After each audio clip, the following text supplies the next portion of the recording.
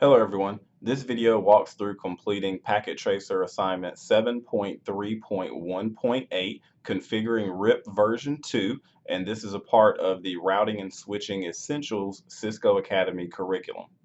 Now, in this lab assignment and in this chapter in general, chapter 7, uh, we are configuring RIP version 2. We also looked at and reviewed some other dynamic routing protocols like EIGRP and OSPF, but we just kind of talked about them. We haven't configured those yet. So this is really the first one we're configuring. In chapter 6, we really looked at configuring our routes to different locations based off of a router's perspective using static routing and default static route. So we literally had to say if a router wasn't directly plugged into a network it was trying to reach, we had to statically put in a route to every single one of those, which port to go out of or which IP address to send it to.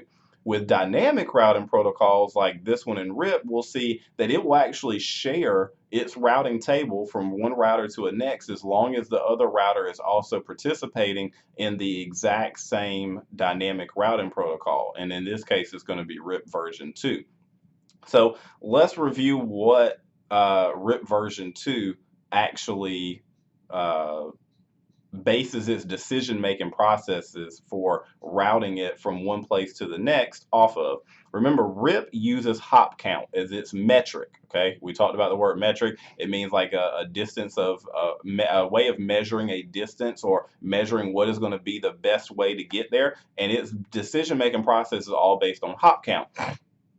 That means that router 1, if it was trying to get to here, right, 192.168.4.0, how many times does it have to hop? How many routers does it have to get to before it'll know how to get there? Okay, so for instance, this one is one hop away because it's on router 2. Anything connected to router 3 over here on the other side, like this 5.0 network, would be 2 hops away. Okay, so think about it in terms of how many routers does it have to hop. It does have a limit. Remember, RIP cannot go past 15. So once it gets to that 16th hop, it will basically define it as infinity, and it will drop the packet because it seems that like it's destination unreachable. So RIP really has to be used for smaller networks. Also, RIP, because it only uses hop count, it could be one network could have 2 different ways to get to it. Okay, they could be the identical amount of hops away. Let's just use 2 for example. But one of those ways, or let's just say this, the one could be 2 hops away and one could be 3 hops away. The one that 2 hops away, it will choose every single time if there's 2 different options there, right? But let's say the 2 hops one was dial-up speed, 56 kilobits per second. So we all know that fax machine dial-up, if you're old enough to remember that, how slow and painfully slow that was. Then the other one that's 3 hops was like 200 megabits per second, right? Obviously, even though it's 3 hops away, it's going to get there much faster. RIP doesn't care. It's going to choose the one based off of hop count. It does not take anything like link speed or bandwidth into account at all. Okay, so let's look at configuring it. It says to configure RIP version 2 on R1 right here, because there's a lot of networks that are not directly plugged in that we kind of need to let R1 know about. Okay, it says use the appropriate command to create a default route on R1 for all internet traffic to exit the network through S001. Now this is going back to chapter 6, so let's review that really quickly.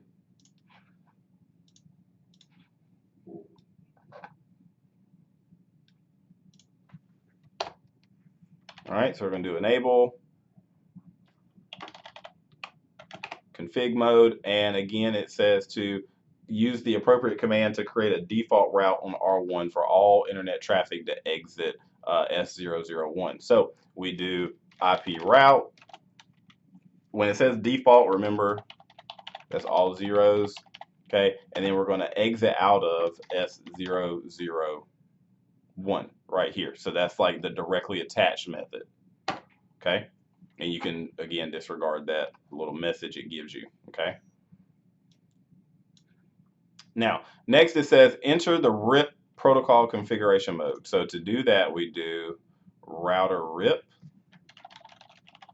Okay, and we are in version 1. Remember, the difference between version 1 and version 2 is version 1 Let me just get this over into the screen where you can see it. Version 1 does not allow you to use variable length subnet mask. So if it's a Class C address, like 192.168.1.0 is that network address, it's going to make you take up all 256 addresses in that space, including the network and broadcast. So it has to be 255.255.255.0 for the subnet mask for a Class C address. So you can't shorten it to save address and space there like we have been doing.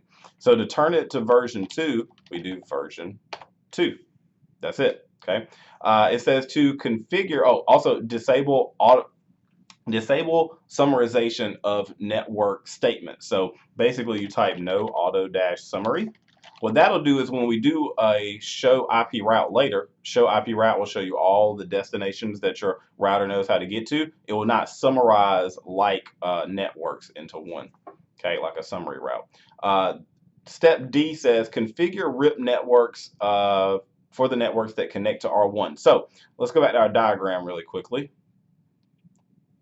All right, now in this diagram, we've got R1. We do not know about anything that's not directly plugged in.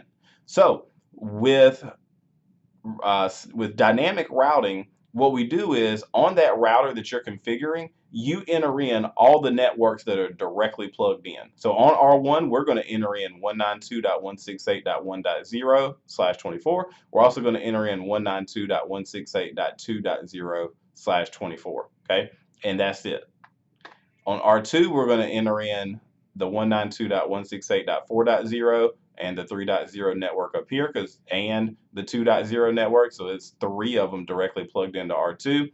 And R3 will enter in 2 networks, the .5 and the .4. So pretty much you're just entering in what is plugged into it. Then that router is going to share it with R1 will share theirs with R2. R2 is going to share with R1. R2 is going to share with R3. R3 is going to share with R2. And then finally, once they get that converged, R1 and R2 will share what R3 shared, and so on and so on. They'll go back and forth until the whole network is converged together. RIP is particularly slow about converging, though, not quite as fast as EIGRP or OSPF, which we'll discuss in later chapters. Okay, so when we do our command here, okay, we do network 192.168.1.0 network 192.168.2.0.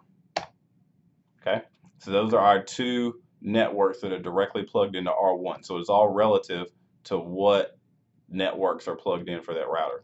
Okay, now it says configure the LAN port that contains no router so that it does not send out routing updates. Now remember, routing updates are packets that are sent between routers, okay, to update and say, hey, I know how to get to these places. Did you know how to get to these places? If not, add it to your routing table, and so on and so on. RIP in particular also sends its routing updates every so many seconds. So it's like automatically updates even if nothing changes. So it does eat a tiny amount of bandwidth that you could be using for sending other data, just sending routing updates. So that's why RIP again is not used on a large scale either. But here, let's look at it. Would we want to send a routing update out of serial 000? Yes, because it needs to update R2. Would I want to send it out of serial 001? Probably not, because we don't know what routing protocols are running on the internet, and we configured that default route for any stuff that I don't know how to get to, send it to the internet.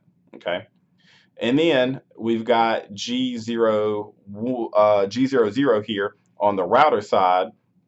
Do we need to send out a routing update out of there? No, because it's going to a PC eventually, right? So routing updates only need to be shared with other routers and other routers also that are participating in the RIP updates. Okay, so I could put in here passive dash interface or passive dash INT, and then you put in the port number that you don't want to send out a routing update. So G00, I think was the one for R1. Yep. Okay. And technically probably not serial 001 either, because it's not participating in updates.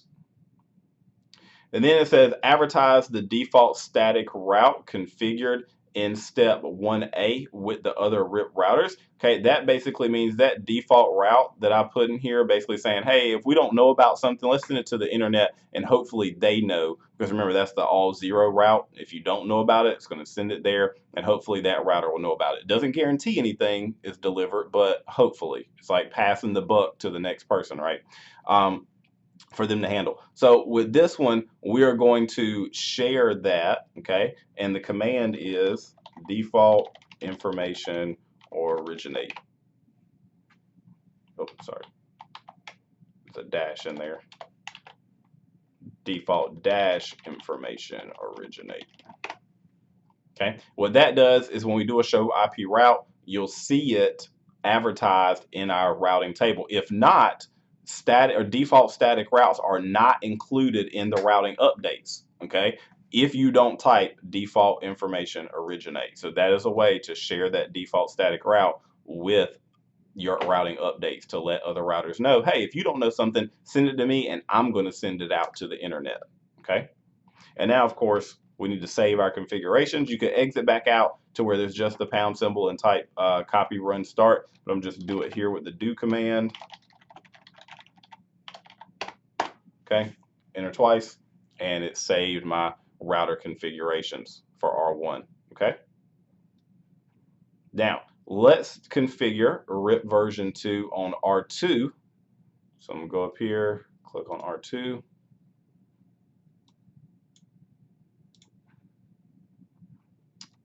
And let's drag it over. Okay, so on R2, all right, it says you enter the RIP protocol configuration mode. I don't need a static route here because I don't have anything to send out to the internet or anything. I'm solely going to rely on the RIP updates to converge my routing table with the other ones and share the information back and forth. So here we do router RIP, switch to version 2. Okay, so it's kind of like variations of the first router we did. Configure RIP, disable authorization. Disable the summarization of network, so no auto summary. Okay, and then we're going to configure the directly connected networks to R2. Now with R2, if we look at our diagram, our topology, we've got several that we need to add here. So we need to do network 192.168.3.0 that's connected, network 192.168.2.0 that's directly connected, and lastly 192.168.4.0 that are all directly plugged into R2. Okay, so we need to put all of those in there. Now with R2, if you look, we would not probably send out a routing update out of G00 because that is to PC2. We do want to keep the routing updates on the two serial interfaces, 0000 and 0001, because we want to be able to share those routing updates with R1 and R3. So here we do passive interface G00, okay, because we don't want to send any routing updates to the PC or the switch. Okay, and then lastly, save our configuration. So do copy run start. And again, if you put the do in front of a command anywhere you are, it should run. But again, you could have exited back out to where it's just a pound symbol and do a copy run start. Now we're going to come back in a minute after it has a chance to converge and we configure R3 to look at our routing table. So let's hold off before we do that. Now we're going to configure RIP version 2 on R3. So pretty much you repeat the steps you did on R2 on R3.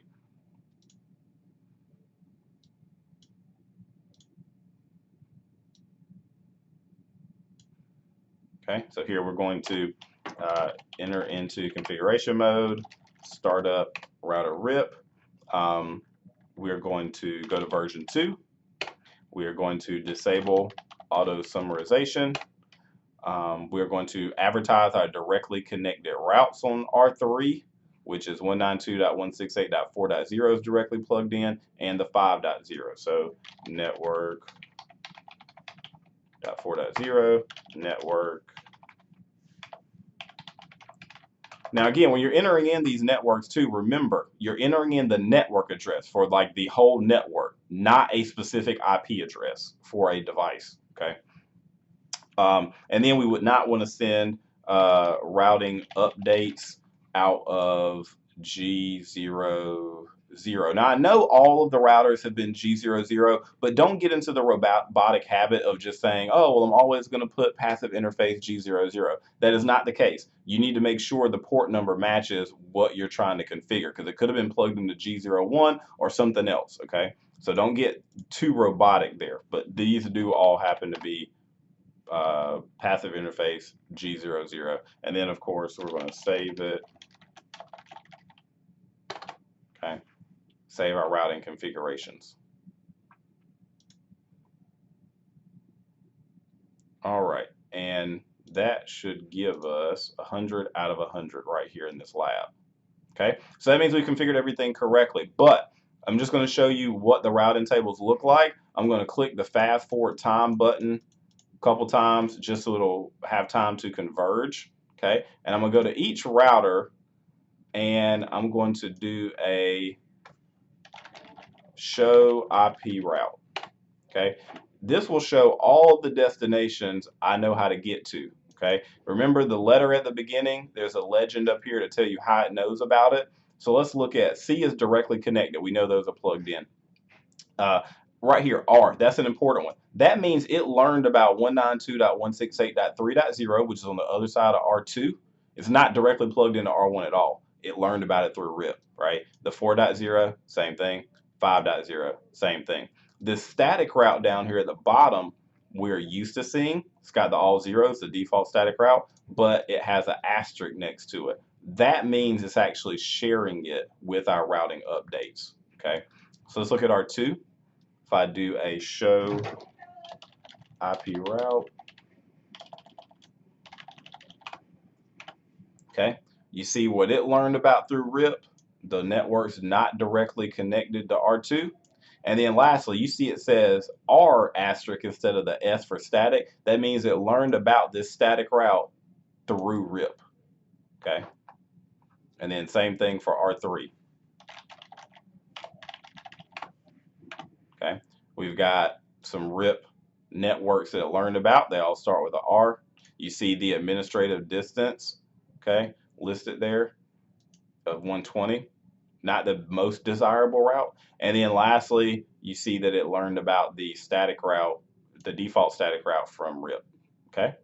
So again, main things to take away, router RIP, no auto summary, just you can see the networks broken out, because if not, it might have tried to summarize like 192.168.1.0 and change the subnet mask so that it'll just put all of them underneath each other. You don't really want to look at it that way. Let's see, the passive interface, anything you don't want to send a routing update to, put that in there, the port number, port name and number. Version 2, usually you want to switch to version 2 because it does support variable length subnet mask. Version 1 does not. Making sure you enter in the directly connected networks on each router. And show IP route will show you a routing table. And if you do have a static route that you need to share with everybody, default dash information originate. All right. So hopefully that helps explain configuring regular RIP. Check out our next video, which is and this is for IP version 4, version 2, or RIP version 2, IP addressing version 4. The next lab in chapter 7, it will show you how to do RIP NG, which is next generation, covering IP version 6.